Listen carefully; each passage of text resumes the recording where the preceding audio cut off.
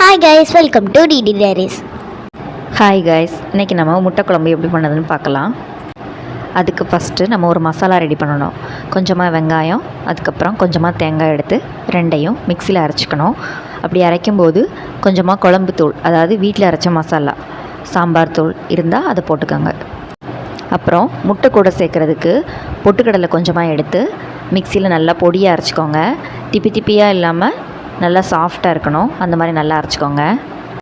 இது நார்மலாக எல்லோரும் வைக்கிற முட்டை குழம்பு மாதிரி இருக்காது, ஆம்லேட் பண்ணி தான் வைப்போம். ஆனால் இது கொஞ்சம் டிஃப்ரெண்ட்டாக இருக்கும்.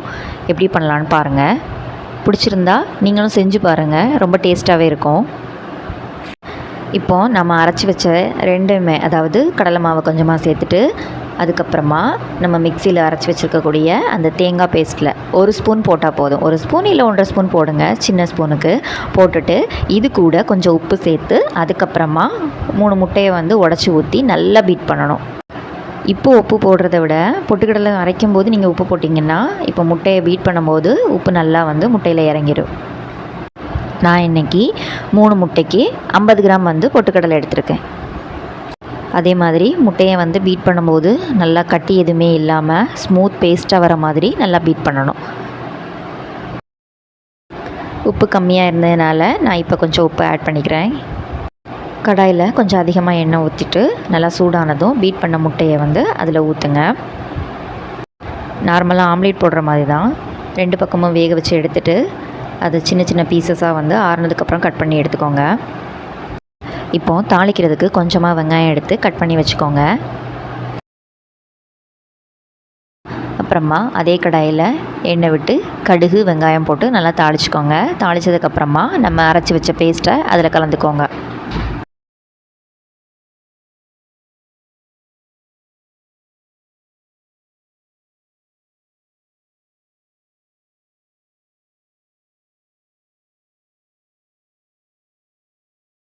இப்போ குழம்புக்கு தேவையான உப்பு சேர்த்துக்கலாம். அதுக்கப்புறமா நல்ல ஒரு கொதி வந்ததுக்கப்புறம் இந்த முட்டை எல்லாத்தையும் எடுத்து அதில் சேர்த்துக்கலாம்.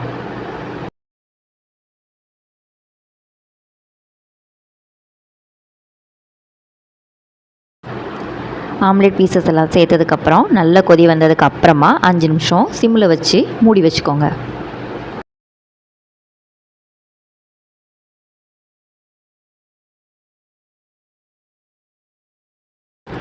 இப்போது திறந்து பார்க்கும்போது நல்லா உப்பி வந்திருக்கும். நான் கொஞ்சம் பெரிய பீசஸாக வெட்டிட்டேன், நீங்கள் கொஞ்சம் குட்டியாக வெட்டிக்கோங்க.